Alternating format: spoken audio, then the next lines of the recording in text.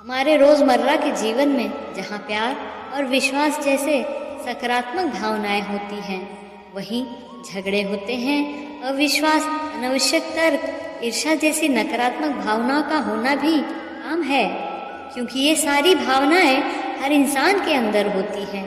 इन सभी नकारात्मक भावों में ईर्ष्या एक ऐसा भाव है जो सभी में होता है, तो किसी में ये भाव कम, किसी में बहुत अधिक होता है।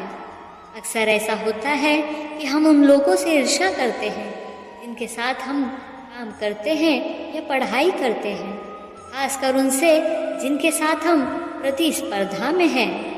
जैसे किसी की कामयाबी पर वो मुझसे आगे कैसे चला गया, या फिर ऐसा भी होता है कि जो दूसरे के पास है आप भी वही चाहते हैं।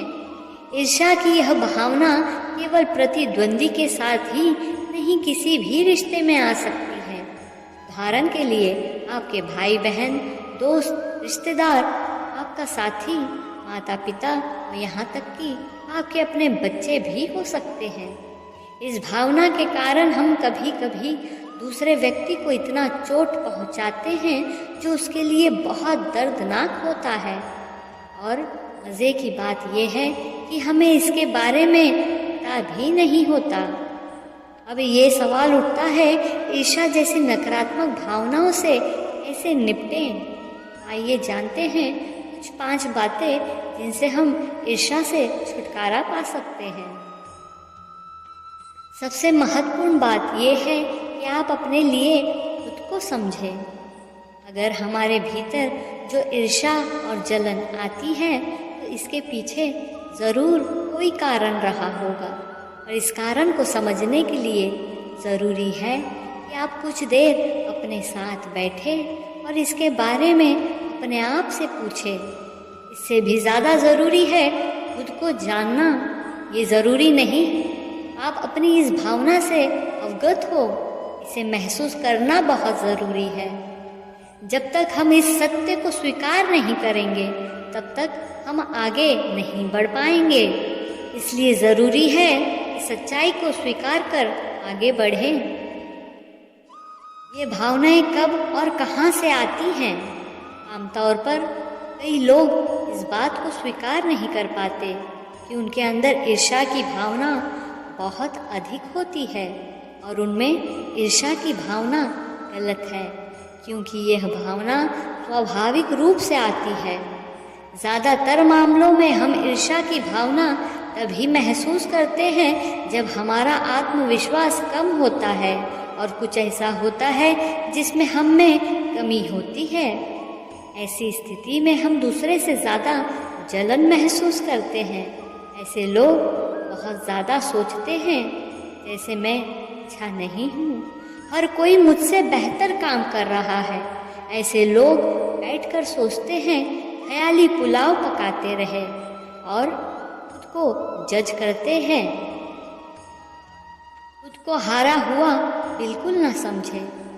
हम जितना खुद को हारा हुआ समझते हैं, दुनिया हमें उससे ज़्यादा हारा हुआ समझती है।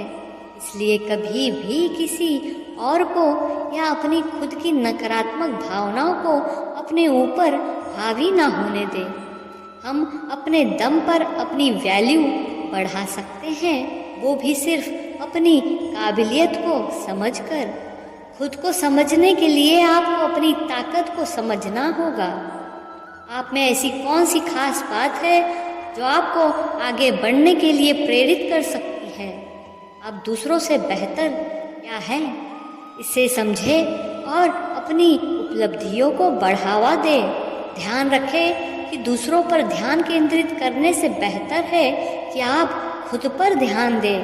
अपनी अच्छाई को न केवल समझें बल्कि स्वीकार भी करें। इसके बाद आप अपने अंदर एक अलग बदलाव देखेंगे जो आपको आगे बढ़ने के लिए प्रेरित करेगा।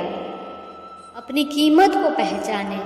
जीवन में कई बार हम गिर जाते हैं, हार जाते हैं, और हमारे लिए गए फैसले ही कई बार हमें मुंह के बल गिरा देती है। हमें लगता है कि हमारा कोई मूल्य नहीं है, लेकिन आपके साथ क्या हुआ या भविष्य में क्या होगा, इससे कोई फर्क नहीं पड़ता। यह आपके मूल्य को कम नहीं करता है। आप विशेष हैं, आप अमूल्य हैं, इसे कभी ना भूलें। कल की निराशा में अपना आने वाला कल कभी बर्बाद ना करें। अपनी काबिलियत को जानें और सकारात्मक सोच के साथ मेहनत करते रहो, सफलता अवश्य मिलेगी।